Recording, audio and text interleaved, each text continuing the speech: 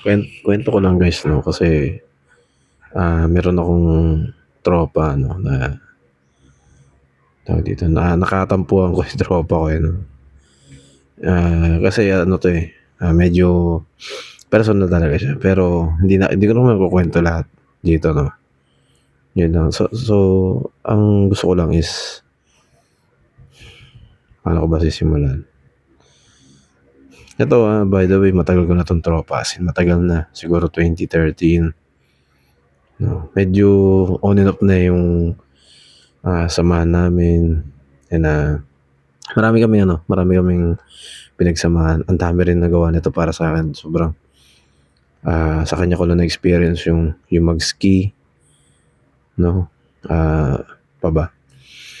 Maglaro sa time zone, which is hindi ko talaga yan nagagawa noon nung bata ako. Hindi ko talaga, pangarap ko talaga mag-time zone. Pero hindi ko siya magawa. Kasi, yun nga, financially unstable talaga noon. Diba? Yung mga magulang ko nung bata pa, wala namang, hindi afford. Nung nakapagtrabaho ko nung unang trabaho, hindi ko rin kaya sustain. Kumbaga, nung una akong trabaho noon is, ano lang siya, sobrang baba ng sahod. Yan, kasama ko rin yung tropa ko na yan. Doon sa unang trabaho na yan. So, hindi rin maganda, mababa yung sahod. Yung pera ko na napupunta lang sa art materials kasi mahilig ko mag-sketch dati. Siya rin nag-inspire sa akin noon na. So, ayun, medyo thankful ako sa kanya kasi ang dami nagawa sa akin ngayon. Sobra. Sobra, sobra. Ngayon, medyo hindi na kasi ako makapagparamdam kasi nga hindi ko masabi sa kanya na gusto ko mag-focus sa sarili ko. Gusto kong, ano mo yun, kasi 30s na ako, nasa 30 plus na ako, na hindi ko pa rin alam hindi ko lang kung tawag dito sa crisis, something yun nakalimutan ko. Pero about siya sa sarili mo, no? Kasi gulong-gulo na rin ako sa sarili ko guys, sa totoo lang. Hindi ko ma-open up sa kanya kasi hindi naman sa ano pero kasi pag nagbabanggit kasi ako sa kanya ng ganito, ganyan, kagaya niya, maaga ako natutulog. Parang nagiging joke kasi. No, kahit ilang beses ko na-explain, ganun. Kaya parang medyo napagod lang mag-explain. So, nangyari, parang hindi na lang nagpakita. Hindi na lang ako nagparamdam.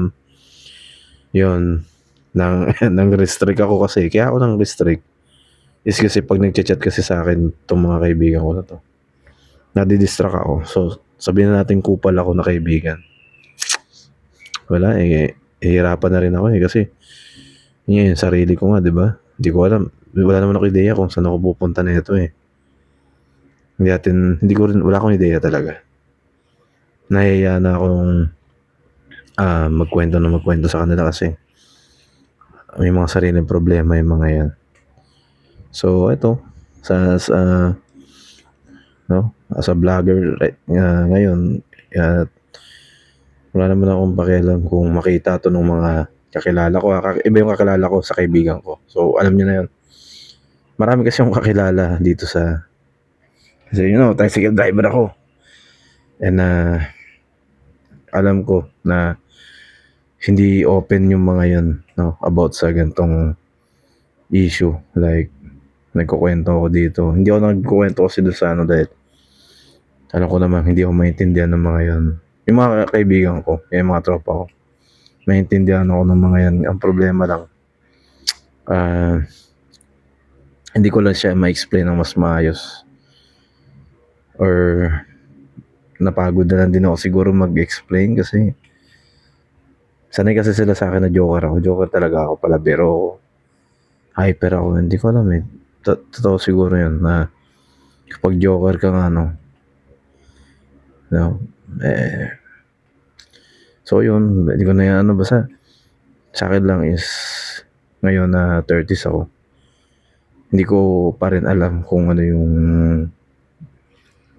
possible na maging future ko, no. Kaya nililibang ko yung sarili ko sa ito guys, pagbablog, nililibang ko talaga to, no. Nagpapasalamat ako kasi dahil sa ito nga, nagbablog ako. I think ito na lang din yung nakikita kong dahilan kung bakit may bukas pa ako. Hindi naman sa suicidal something, pero ano, pagbigyan niyo na lang ako na kaya ako nagbo-vlog kasi, para sa akin na lang din.